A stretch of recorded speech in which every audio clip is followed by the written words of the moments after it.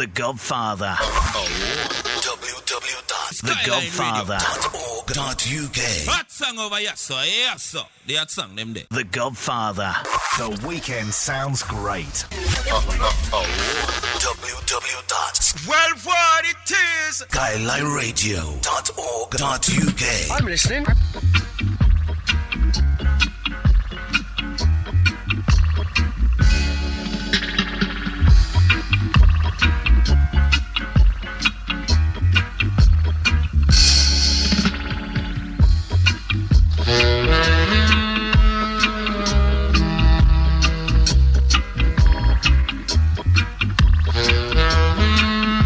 I'm listening.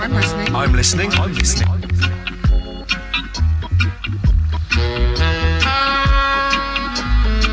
SkylineRadio.org.uk, of course. It's that time of the day. We're inside interview mode right now. Yeah, man, I tell you. Well, today we go to Birmingham, England.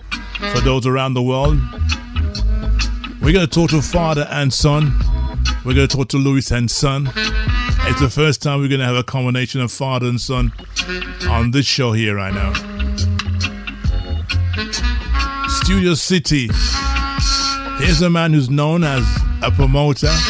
In his early days, he was a builder, a plasterer, and many more skills he has up his sleeve. We're going to talk to him in a short while. Stand by.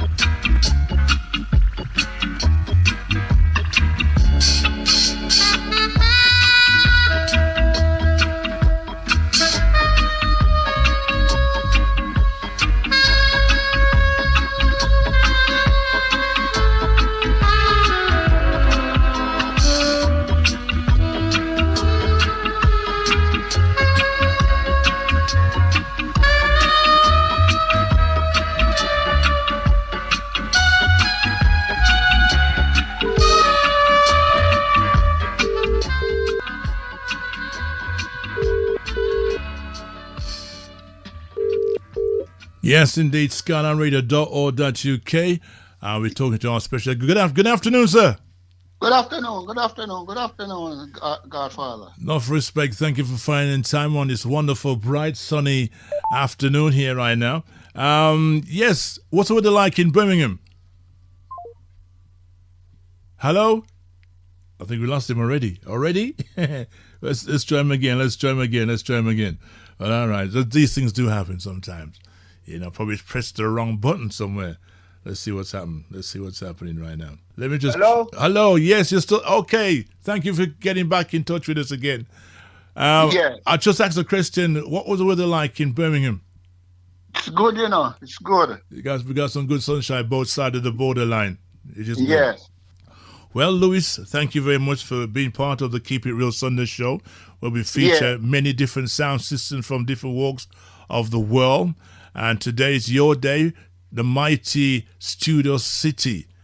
Yes. Please tell us basically, how did you start and where did you start from in the beginning of time? Yes, I'm from St. Kitts Nevis in the Caribbean. Okay. Yes. What's the other islands next door to St. Kitts? It's St. Kitts and Nevis.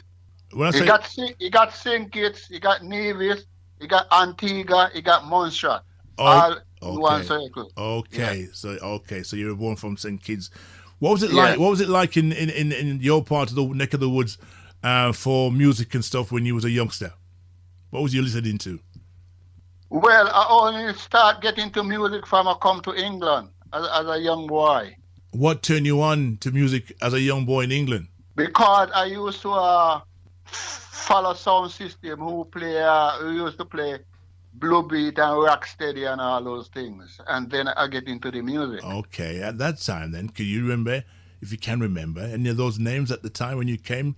You came to because you came straight to Birmingham. Is that right? Yes, I come straight to Birmingham. Okay, yes. so at that time in Birmingham, what year was that? 1960. All right, 1960. Yes. Just born then. Okay. Uh-huh. All right. So what sound system was around at that time? Well, he used to have a son named Duke Sonny. Okay. He used to have a son named Lord Collie. He used to have a son named Big G. He used to have a son named King Size. And a lot of other sound. Okay. Big sound. So their music was based on blue beat and the ska before the... that's what the music that was in them time. Okay. So out of those sounds you just mentioned, which one of those sounds became your favorite? Which become my favorite? Yeah. Well, I had Lord Collie was my favorite. Okay. Then I leave Lord Collie and I went to Big G.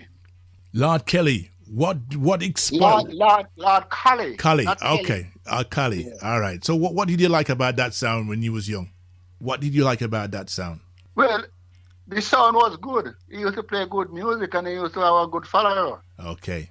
And I was one of the followers. Okay. And then you move on to another sound. What did you like about the other sound that you followed? Well, the other sound was my friend. Was my friend's sound. So I link with him and I stop with him. Okay. So at that point, being in England and listening to all the other sound systems, at what point did you now decided to say, you know something, I can do something just like that? When did that start? What year did your sound start? Well, because I had a friend live in Coventry, and he leave Coventry and come to Birmingham, and his name was Alfonso, but his son the name Count C, and he trained me to DJ his sound and DJ. Okay. And then along the line, I says to him, listen, now, we're getting a lot of booking with this sound. Mm-hmm. I told people it's my sound. That's why I get in the booking, because I always used to have a lot of friends and things, right? Yeah. And let's build a bigger sound. He says, no, you're not building no bigger sound. So he says, well, I'm going to build a sound.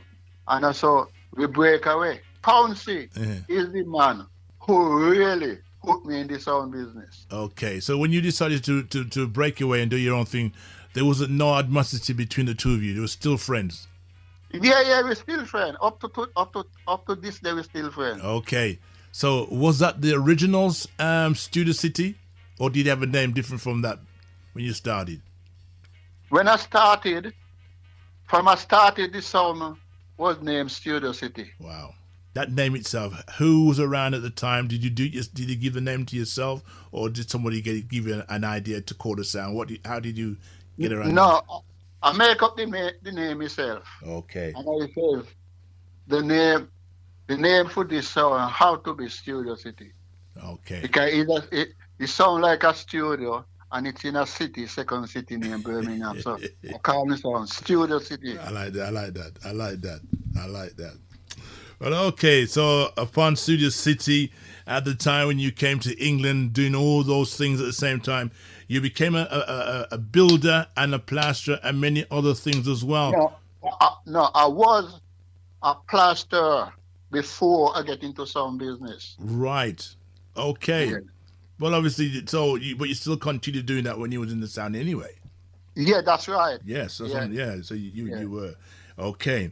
So doing all that, you had your hands full with a lot of things happening in the dark days of the 60s. Yes. Yes, because them days you had the coal industry, the mining industry, the iron industry. There's factories everywhere. And, them times, the sound system at the time that I recognize that many DJs have spoke to me about Was your boxes or was the sound system using the tables to put their boxes on at the time? No. People who used to use table to put their boxes on. Mm-hmm. Those boxes were little boxes. That's right. But my boxes was big. What we used to call them House of Joy. We call them wardrobe. Right. And one of my boxes did have 5 speakers into it. Wow. 5. Four bass speaker and a mid-range into one box. Yeah. So was all them, obviously being in the sound system itself as well, and wiring up them boxes. How did you wire up? Yeah, obviously you couldn't put the same amount of bass line through the mid-range. Was it a separate wire for the mid-range in the same box? No. I had a preamp that played mid-range. We used to call it top and bottom. Right. Yeah. Okay. Mid-range. I'm just trying to work out for those youngsters who had sound system back in them days. I would assume that having 4 speakers in one box in the mid-range, you would have had 2 wires in the box, one for the mid-range and one for the bass line.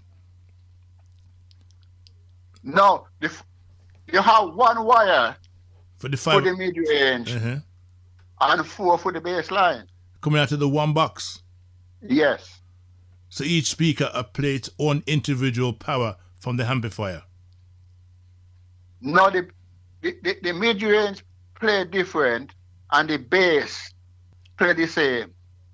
Okay. Well, I think we're adding up the sums here. 4 speakers, 4 wires for the bass out of one. So you had 5 wires out of one box then. Yeah, but I tell you something. You don't have to lead 4 wires from the box. We usually link them up, couple them. Okay, so we have a crossover then. Seeing, okay. Yeah. All right. So, okay then. So, so you were the first. I hear that you had more than one of those kind of boxes though. Yes, I had 4 of those big wardrobe boxes. Wow. Plus tannoys on top of them, plus tweeters. So you used to have a good sound coming out, a mellow sound. Right. That's why I used to have a lot of followers. Right. Now, at that time, just to interrupt you there, at that time, your sound itself, when did that sound come out? 1972. Right. So the reason why I asked the question about the speakers being on tables, because it was the early days that used to happen. And when Quaker came out, I was told he was one of the first persons to bring those big size speakers into the dance hall. Nah. Okay. Nah. All right. Which sound was, to your knowledge, was the first sound to bring a full size speaker into a dance that you can remember? My sound, because Studio City, because if you talk about Studio City, people know Studio City with pink box with 5 speakers into them. Right. Okay. The famous pink boxes. I heard many people, many sound fraternities talk about Studio City and the pink boxes and the black writing, and it looked good as well. Yeah. Talking about the amount of boxes you had at that time, you had 4 boxes with 5 speakers in them. See? Yes. So plus other singles. All right. Okay. So there would have been kind of a mid-range kind of thing then. Yes. All right. So tell me something and tell the audience this as well. What type of wattage was you using to push all them speakers? I used to use 2 pieces of 600 watt plus a piece for the mid-range. Those play bass. Mm-hmm. 1,000 watt play bass, and then a 500 play mid and tops. The mid-range and treble. Wow. Each speaker in each box at the time was 100 watts at the time? No, 300 watts. Wow. 300 watt fan. That's the secret with my sound. Wow. When other sound are you using a Goodman, I used to use Fane or Celestin. Wow. Okay. I'm learning more as I listen to more sound system, how they develop their sounds and what equipment they were using. 300 watt speakers. That time someone had talked about 100 watts, and that was, yo. No, 100 watt are early days, man. When a man have a little blue sound. And they were using something like a 50 watt amplifier or 100 watt amplifier that time. Yeah. Okay. Yeah. But you've gone into the 300 watts speakers, and I hear that you were the first sound system to have 1,000 watts amplifier to push your bass line. What you say that again? You were the first sound in Birmingham to have 1,000 watt amplifier to push your speakers. Well, I don't know what other man had, you know. I don't know if other man did have 1,000 watt or whatever. Okay. But I know what I had. Sounded brilliant. Yeah. To the audience out there, it's like, wow. For those soundmen who knows about sounds from them time, the history of sound system from back in them days. Yeah. So you while you were working and in your spare time, which is your fun time, your hobby was your sound system. All right? Yes. So before you started to move up the ladder, let's stay on that level where you started to play out and so forth. Tell us about some of the sounds that you played against alongside in the early days. Who was your first sound that you played against?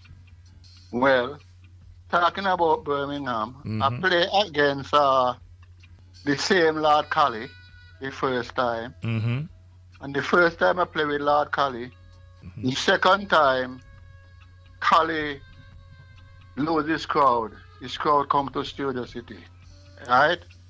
Then I played Quaker City a few times as well. Right. Right. At that time, U2 was two of the biggest sounds in Birmingham at the time. I get to understand. Well, everybody have their own opinion. I don't know who was the biggest sound, right? But to speak the truth, it was only two recognized sound was in Birmingham, big sound, right? And that was Studio City and Quaker City. Okay. He had other sounds, but there was not big sound. There was mostly youth sound and all that kind of thing. Okay. All right. So U2 was the president of Birmingham. All right. Okay. We got that one. Well, all right. So your first promotional dance that you ever had that you did, that you put on yourself, I get to understand it was you and Shaka. No. No? Okay. Hold on a bit. Shaka, no. I was the first one who brings Shaka to Birmingham. Right. Right? A place called the Rainbow in the city center. Rainbow. And Studio City and Shaka play together. And from ever since that, Shaka is my friend until he died. Okay. He passed away. Yeah, of course. Right? So yes. I was the man who bring Shaka to Birmingham. And I was the man who Shaka used to come to Birmingham to play for all the time. And I was the man, Studio City, that some of the artists, I wouldn't say all, come to London and Shaka introduced them to me. Okay. The valve now, the valve that we used to put in the amplifiers, Shaka recommend me a place in London. And myself and Shaka used to go there and buy the valve them in a bulk and sell them. So me and Shaka used to do some little business in between as well. Okay, so before Shaka came into play, did you already have your valve amps at the time already? Yes. Okay. Yes. Okay. Yes. Okay. So you and Shaka found a niche in the market where valve amps would have been a profitable item to other sound members, not just in London or in Birmingham, but England itself. So you and Shaka became an outlet for valve amps. Not valve amps, the valves. The valves itself. Okay, the replacement of the valves. Okay, I hear you now. The arms. Okay, The valves. I hear you now. Interesting. Well, all right. So how long would the valve amps themselves last for anyway? Valve amps last forever. So The valve itself, the valve that goes into the amplifier. How long did they last for then? Well, they can last a long time and they can last a short time because if there's any shortage, go to them. They blow. Okay. So that's why people turn to a transistor because the valve them get too denuded. At that time, the valve them was only about £5 or something like that. Now a valve nearly over £50. Right. Are they the same valves that they use in the new what's the new system called? McFarlane amplifiers that the Japanese use.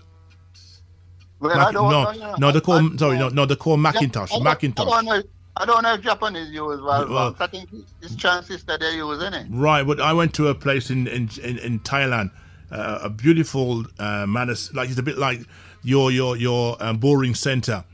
It was twice that size, and I had one floor just pure hi-fis. And in this one particular hi-fi shop, I never seen so much pretty valve amps. Macintosh, yeah, my Macintosh valve amps.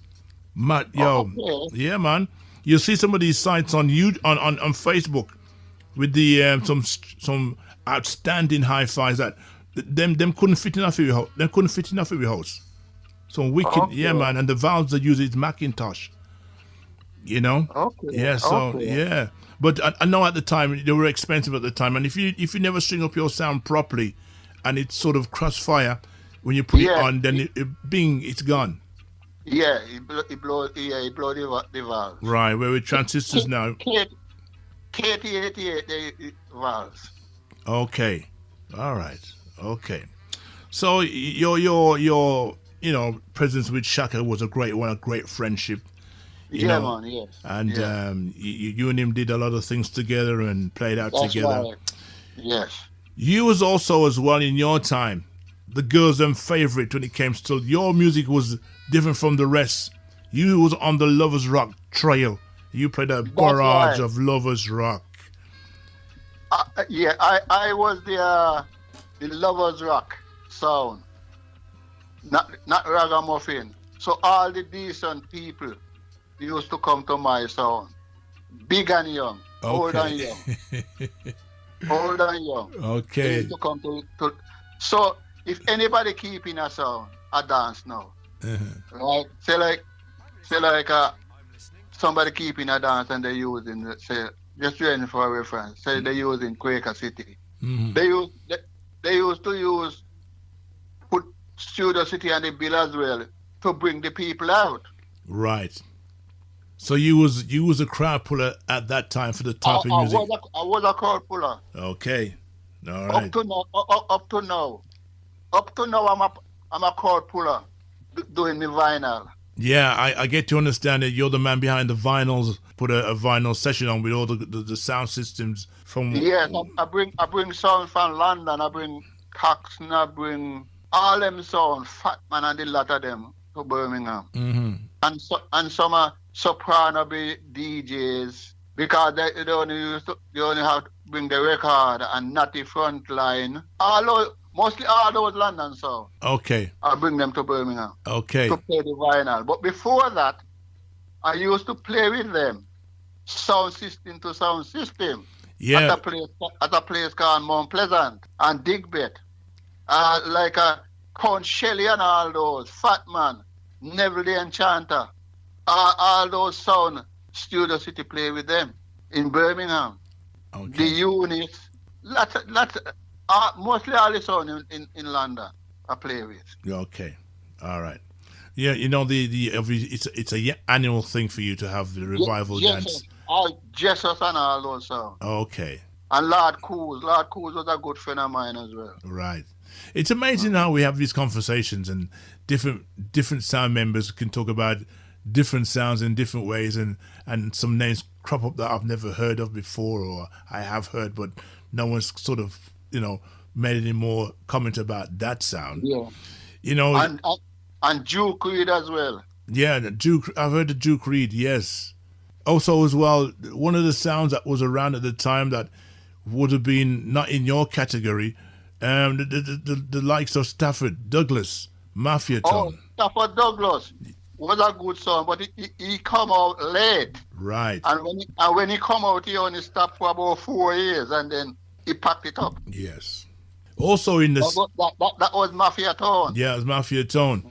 Also at the same time, there's a man that was in Mafia Tone that was also on your sound in the beginning. Yeah, that was Ken. Caretaker. Caretaker. He was with my sound from the beginning until he went to London. Okay. Because Bonnie Lee, you know Bonnie Lee from back in Jamaica. Bonnie Lee, the producer. Yeah, and when Bonnie Lee comes up, he go to London to take care of him. Okay. So that's why they call him Caretaker. Yeah,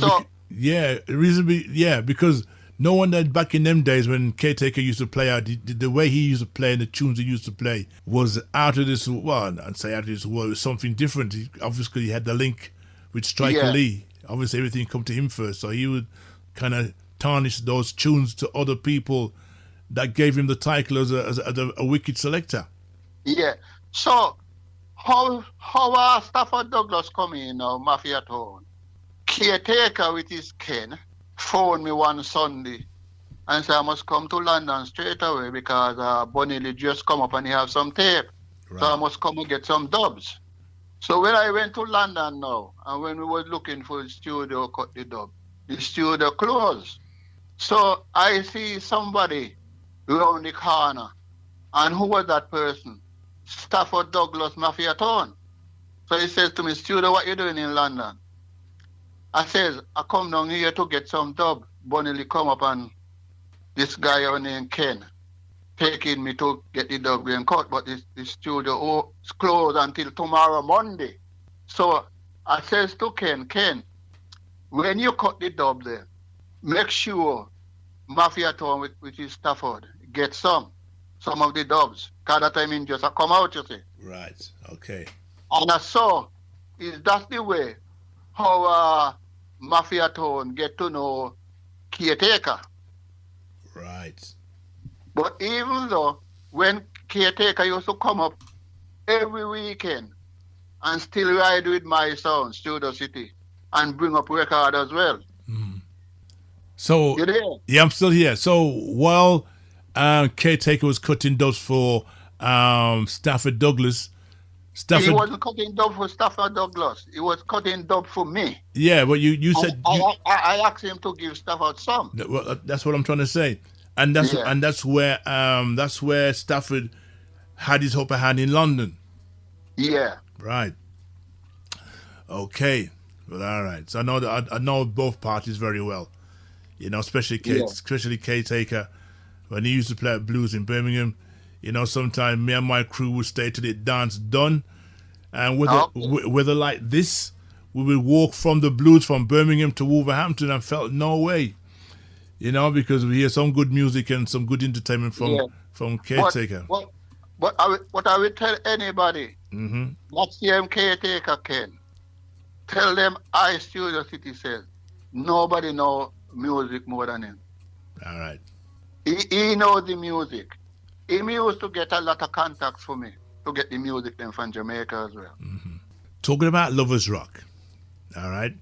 You were known for your blues. You would ram jam blues. Yes, I ram jam blues until all right. people line up nearly a mile to get in the blues. Wow. And people were coming from outside of Birmingham as well. Yeah, all over the place. All right. So hear this part now. And I'm sure the audience is going to love this. Yeah. Your blues were so popular, so ram-jammed, that at one stage, the floor caved in. Yes. How you know that? Listen, you see, when I'm going to interview somebody, my research is on top of its game. Yeah. It's not one floor, you know. It's 2 floors. Oh, that's even worse. Okay. So, all right then. Tell the people what happened.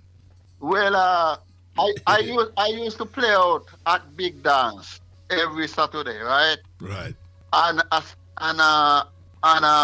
blues party, blues dance as well. So what I used to do, I get, one of them little small local sound, to hold the blues until when I come from the dance. Right. Now, and those days, dance used to finish 12 o'clock, right? And pub used to close 11. So at this instant now, the blues, people know that me and another son, a son from my same area, small area named Iron Son, he used to go to blues as well. He used to run a shopping. Okay. Iron Son. All right. So I get him to hold the blues for me at my house where I used to live, right? So before in Small Heat, right? Because my sound originates Small Heat. My sound is a Small Heat sound. Okay. And he represents the whole of Small Heat, Boston Heat, and Handsworth, the whole area. You're the number one. Yeah. Right. No matter what any other sound, call themselves big sound, talk says that they used to do it and they used to do that. They used to do nothing. Right? Okay. So when my sound now come from the dance, come at the blues now, all the people them from the dance head for the blues. So when Studio City a string up now, I hear so me want to know what happen if this house I go broke down. Right? I catch me scared. Because that time I help run the wire, to the passage of whole of wire, right? So hold on, stop this off. So you heard this noise. Surely everybody else in the place also heard it as well. Yes. Because at the time, while you were stringing up, was there a sound still playing? Was Iron Sound still playing at the time when you were stringing up? Yeah. So therefore, if he was playing, that means that noise that you heard and everybody's heard was louder than the sound itself. Yes. Okay. So anyway, yeah. When I look, I hear them say, "Tell some of the people shift out of that room, man. Shift out of that room." By the time they shift out, the floor collapsed, gone right down. Blues done. Right. When you look outside the blues, I'm not telling no lie, right? People know it's a house blues, it's not a hall, right? But they so loud to hear Studio City playing with another sound in the blues.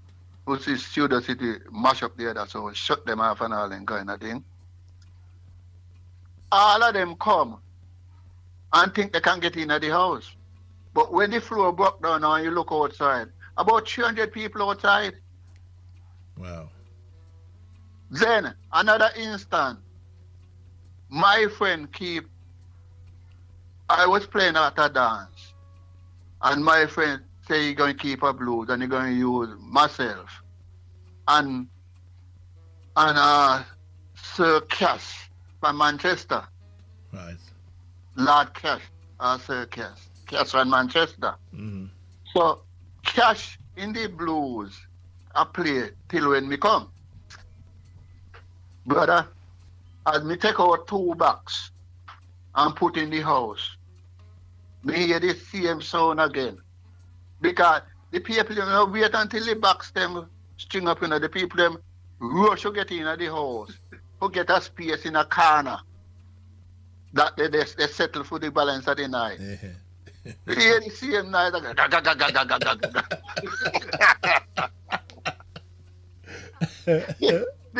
the floor, the man floor gone in again.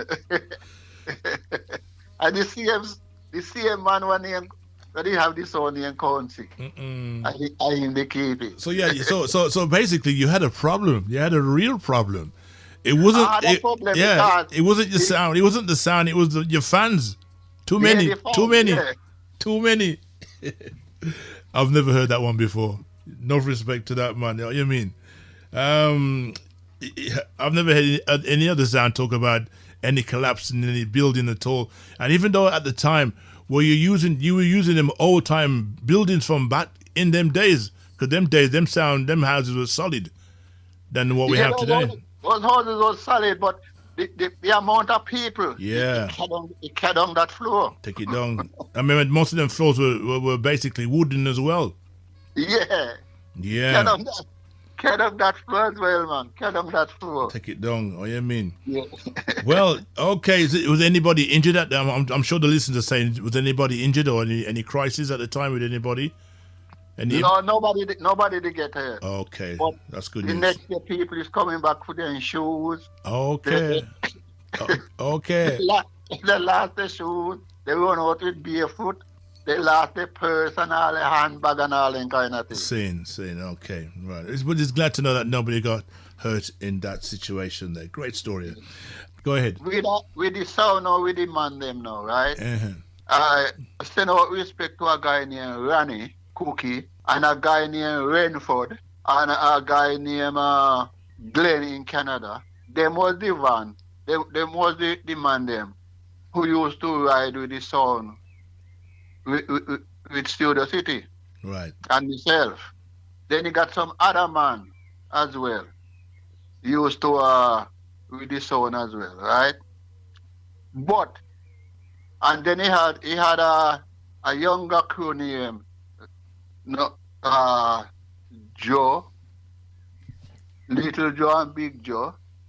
He got Andrew and his brother Paul. He got Nungish. He got Rai. And they got a lot of them. And William, right?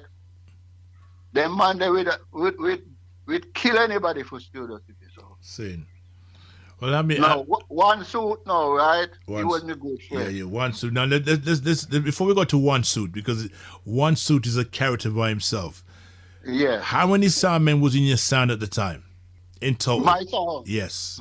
About 14 of them. Okay, you just mentioned a lot of names. So there's about 14 members in your sound. Okay. Now, the main...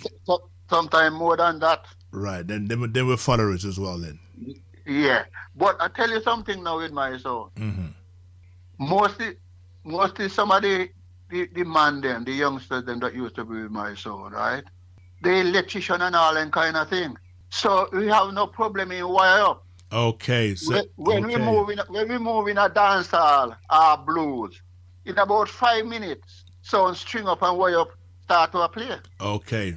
Yeah. So every member had a skill to put towards the sounds. Okay, that's good. That's good. And every member of that sound, when the sound play out, I mean, they used to have about 4 or 5 women. Them man, they was womanizers. Well, put it this way, every sound back in our day, soundman did have, we now got start the business too tough, but yeah, you go already. Party and blues and all these things. Listen up. One of your main character was a character. And many people would have seen this man up and down different venues at different times with yourself. One suit. Yeah, one suit, Eric. That brown pinstripe suit. Yeah. Yeah, man. In Eric, but they used to call him one suit. You want somebody named Eric? And I tell you why they call him one suit now. It's not because he have one suit, Okay. But everywhere you see that man, him in a suit. Yes, he was. So they just stick a name and they call him one suit. One suit. Suit him though. and he never used to mind, He never used to mind. No, man, he laughed. He was a guy you could talk to and fun and joke. Yeah. And all what him dealing with is his flyers. Yes. Yeah, man. And wondering if the dance are going to come off. Yes. He always had enough flyers to the audience, and people everywhere. Up on the road, him up put it on the car. Everywhere him there.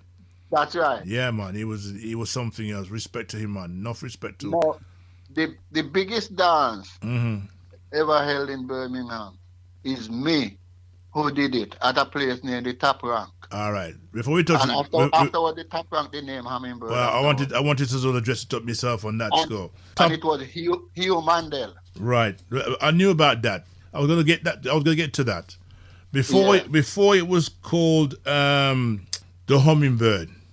It was Top Ranks. Now Top Ranks as well. Is that also? I recognize the name Top Ranks as a I could be right or wrong because I don't know the history of that place in particular. But wasn't Top Rank also a part of a company called the Bingo Hall? No, Top Rank was an organization. Have Top Rank venue all over the place. Okay, Nothing, okay. Leeds, London, all about. Okay, all right. So but that human dance was the last dance keep there, and then it closed down. And no. I'm saying no because I've was you there after Mr. Blake or Mr. Blake come after you? No. Top Rank, after Top Rank closed down, then Hummingbird come along. Okay, so the Human Dell dance was the last dance held at the name Top Rank. Top Rank. Okay, yes. I got you now. Yeah. Okay, it's good to. But Light Blake, he was a very good friend of mine as well. And still is. Well, I get to understand. And listen, let me tell you how much information I know about you and him. I get to understand when you used to hold the dances in Top Rank that Mr. Lloyd Brake was the host for the shows. Yes, he was the MC. Yes. The MC, yes. You're probably wondering how I know that as well. Yeah. Yeah. Did a good job. He did a good job, I get to understand. And then when he took over, it was Trevor Ranks used to do the hosting for Mr. Blake. Yeah. Right. Okay. Many big dances held in that place. Didn't really know much about Top Rank at the time. I heard about it from different people. Didn't really get the chance to go down there, but a big place though. Well, Hummingbird hosts all those top artists like Gregor Isaac. Yes. Dennis Brown. John Holt. Many more. Burning Spear. Burning Spear. And Burning Spear. Peter Tosh. Jimmy Cliff. Bonnie Wheeler. Yeah. Yes. But no, the first time. Hold on, what I was going to say. What was the first dance you had held at the Top Rank? Who was the first artist for you? That Human Dell was the first and the last dance I keep at Top Rank. Is it? All right. All right. Okay. Yeah. Okay. The others is Hummingbird. Right. And Hummingbird comes after Top Rank. And it's Light Blake, which is my friend, who named that place Hummingbird. Right. So when you had the Top Rank, of course, being the first and the last dance there with Human Dell, was Top Rank on the way out at the time then? I don't know. It just closed down. Right. Okay. Many people. And it was closed down. It was closed down for about 5 years, you know. Yeah, I recognize that as well. Yeah. And then Light Blake is a very brainy man. He come up with a plan and he get it. Right. Okay. But the plan never last. Right. It went out. You know, some things start and some things finish before time. Yeah. But at least a lot of people had a lot of fun in the Hummingbird with all different types of entertainers. He used to manage a place named Mount Pleasant, you know, in Bartley before Hummingbird. Okay. Right? Mm-hmm. And that's where I used to do a lot of my dances and bookings. And that's where Eric Jarrett, One Suit, used to keep a lot of dance as well, along with Toby Stanley. Mm-hmm. One thing that I don't think people realize, I was the first soul man who go on radio, you know, BBC radio, every Sunday with a guy named Barry Curtis and Toby Stan. Right. That's it. Right. That's it. Now, what time was that? That's about... What, 1 o'clock, Birmingham time? Yeah. Yeah, because I remember, the reason why I say that, because... On the radio, they used to call it reggae. Reggae. But we also had the same day as well. While you was having your reggae on a Sunday at 1 o'clock in Birmingham, we also had our reggae with Barry Curtis on a Sunday at 7:30 on another radio station in Wolverhampton. Oh, okay. Yeah. And I think this is where a lot of people get confused, because some people are saying, no, it wasn't Wolverhampton, it was Birmingham. But you said what you said, and I know that Wolverhampton knows at 7:30 in Wolverhampton on Beacon Radio. Barry Curtis Oh was yeah, there. yeah, Beacon Radio. He used to be on Beacon Radio after he left BBC.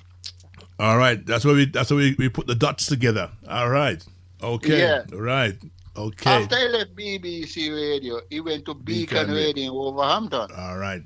Barry Curtis. Yeah, sometimes it's good to talk about things and put the noughts and the crosses together to get the final score. Yes. But Barry Curtis he used to play soul, and he used to get me to play the reggae. Right. And BBC Radio Pebble Mill in Birmingham. Yes. But on the other side, in the later stage, the only sound system that was playing with Barry Curtis from Wolverhampton was our very own Skipper and Lippy. Yeah, because Skippy and Lippy was Wolverhampton #1 sound, you know. The sound only start to fall apart from Skippy, I think was Lippy get killed in a car crash. Right. But you're talking to Lippy's bodyguard here right now. So Is it? yeah, I know the whole story about everything still. So yeah, Yeah. it was a sad time for the town, a very dark night for the city of Wolverhampton. You know what I mean? So yeah, man. Well, okay, well, all right. So before we finish, because the time's running, because when it comes to interviews and stuff like that, and the conversation we do have, time just fly.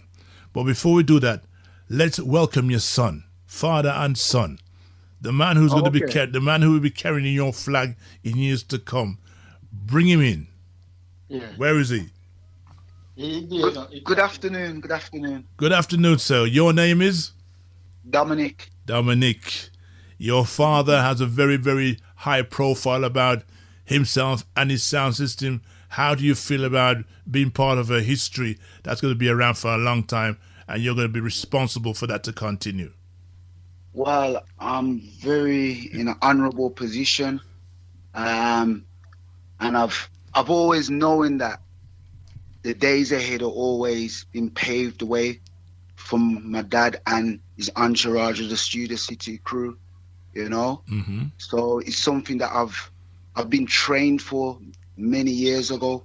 Okay. I'm just running with the legacy and just dealing with the platforms, what I do as well as what my dad does and his peers around him, because I'm involved with helping a lot of people with their big, very big international and local events and dances and parties and funerals and christenings, XYZ, you know. So you're seeing a lot of time that's being taken up with responsibilities of all the things that your father used to do. Well, I have got the responsibilities. I'm in charge of everything now. My dad's took a back seat. Okay. So he's just there overseeing things. All right.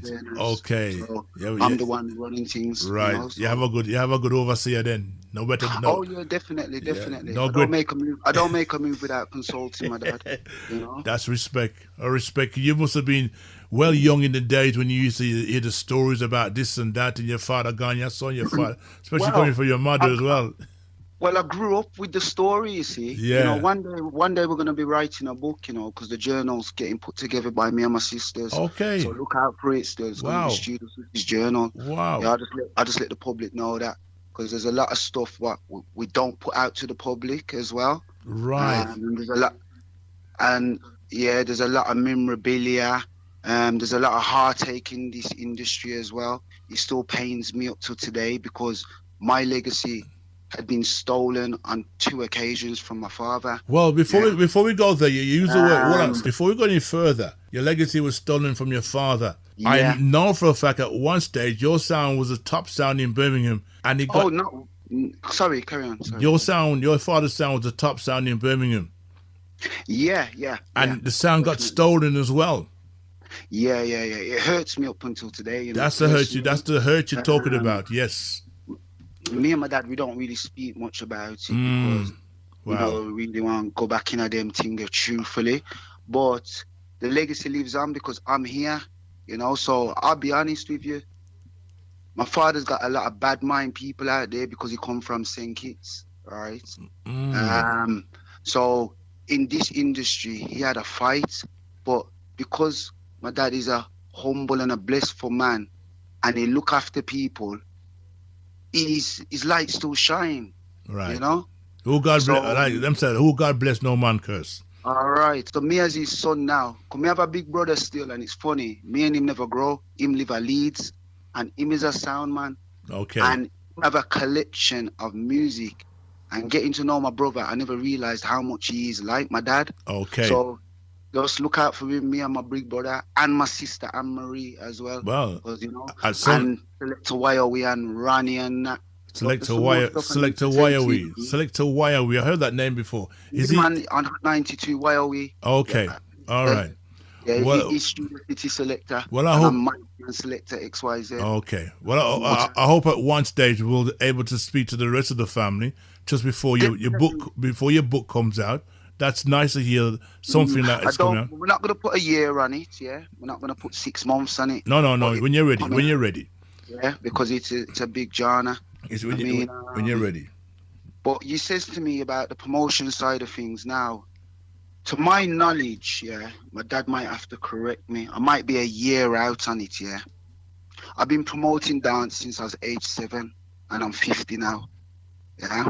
Okay. I used to go all around the UK, not just the Midlands and the East Midlands, the whole of the UK with my dad and Stubby Stanley, yeah, Yeah. Renford and Playboy, rest in peace, Uncle Playboy, Eric Myers, Neville, you know, traveling, putting up big posters for all the big events, because my dad was the man who used to bring the big artists in from abroad. Say Mighty Diamonds, Twinkle Brothers, John Holt, Gregory, Dennis Brown. Oh gosh! All right, you talk about Lovers Rock, Sandra Cross and Annette B. You know, Peter Spence. My dad was the one who put them on the platform and gave them the light. Oh, gotta big up GT Records from my dad as well. You know, big up GT wherever you're there, and if you tuned in, big up yourself. Wow. Every time, yeah? Wow. Your dad was a big player. Big player. Yeah, man. And But listen, everything dropped onto me. let me say one thing to you. I know you got a lot to say, but we're running out of time here right now. To be honest, We're running. I wasn't. In all fairness, I gotta say this. I wasn't expecting to say anything. Well, It's all listen, about you dad. you can't talk about father and son without the son, you know. Yeah, but the lights on my father, you see. So I'm good. I'm a background guy. Well, but even respect. but Yeah, I man. wasn't expecting to speak today. So All right, okay. I'm speaking to you, so I'm just letting off. It's just the norm to me, to be honest. You know? Well, I tell you something. It's nice hearing your voice and hearing the confidence within you, and the fact that you showed a lot of respect. As my father say, you know, remember this, you know, my father is the mighty Studio City, and my father say, man, born for this. Okay, Yeah? all right, respect. So watching out. We only got 3 minutes to go right now, and I just want to say to everybody who's been in tune this afternoon, it's a great. I gotta say this here, right? Go ahead. Big up everybody here, they're Wolverhampton, yeah, right? Big up my cousin them, the whole of my family them, they're Wolverhampton, the Coleman family, yeah. And big up all the Young family, yeah. Big up Country Judah and Skippy and Lippy and everybody, you know what I'm saying? And big up Bullet Movements as well, yeah. Big up Archer D, you know, because I spend a lot of time in Wolverhampton as well, you see. Okay. So I'm part of the family of Wolverhampton because I come and big up Sir Christopher family and the Morgan family and Son and Django and everybody, you get me? Well, all right, okay. I know where you're going with this right now, but we'll set that for another time. Yes, but I just had to just say that. Yeah, I you know. I was going to give you the opportunity to say something for the audience. Let me hear something from your father for the last half a minute. Okay. Yeah. Here's Dad. Thank you very much. Nice speaking to you and hope to meet you soon. Yeah, man. Respect, man. Man has done respect. Yes, Godfather. Louis. Yes, sir. No, people is so jealous. They try to stop me 2 times, you know. Eh? But you're still there. You're still there. They steal it, me van with all the sound and record and everything, you know. Wow. I was to play a bank holiday at a hotel in town, Birmingham City Centre near the Grand Hotel. So we packed up everything. Never intend say, well, it wasn't safe, because we always think, say, I could have leave the van open. and nobody will take nothing. But he have outsiders now who jealous. They stole the van with everything. I got to start build from a scratch. And never found nothing at all after that. No. Wow, it's a hard touch. That's Right. hard. I hear about some man losing record box, but if you lose the van with the sound. But you're not the only one that's had it happen to. That's happened to Shaka's sound as well. Shaka's young sound as well. Recently. Yeah, that's what I heard. Yeah. Wow, yeah. But yeah, what go on? Louis, I want to say we've run out of time. And Yes, okay, if we need to talk again, we can arrange another conversation more with your son. But in the meantime, I want to say thank you very much for your time, sir. Enough respect to the whole of your family and your fans as well. Yeah. Your last words. Yeah. Big up all my fans and followers. The sound man who support the sound them who support me over the years. The man them who follow the sound up to some of them up to this day. Okay. But most of them drop out because should they get married and thing and I saw you go. With the wife. All right then. All right. These boxes now, they're too heavy to lift up and thing. That's why I just deal with record now, not them heavy boxes. The heavy boxes is in the past. Well, I hope to have a link with you. When people my age, Mm-hmm. I said them a build big sound. I don't know what they're building it for because I said the same thing myself. They can't even lift a wire never know him. They can't even pick up just about pick up the top section. Well, all right, watch out. I'm gonna love you and leave you. Man has some respect once again. Oh, you mean the war of the Studio City family and Birmingham? You know, pick up on yourself right now. Yeah. Enough respect. And big up John Massigan, Lord Shirley and all them youth soul from Hansel. Well, all right. Enough respect. All right. Bless up. Respect. All right. Okay. Yes, my people. Mighty Studio City. Father and son. Well, we've gone past the end of the show right now. So we're going to cut it short. I want to say thank you to everybody who took part this Sunday afternoon. The weather's still looking good. Yeah, man. Oh, you mean?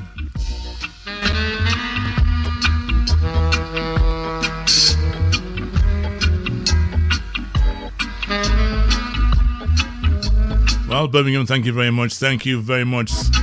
Great interview there. History that we never knew about. The fun and the hurt and the feeling. And the love of a project of a sound system. Yeah, man. Enough respect to Studio City. Yes, Louis. From me, God bless, take care. Gotta go right now. Catch me next week, Sunday. We have another interview. Trisha in the house next week. My people, bye for now.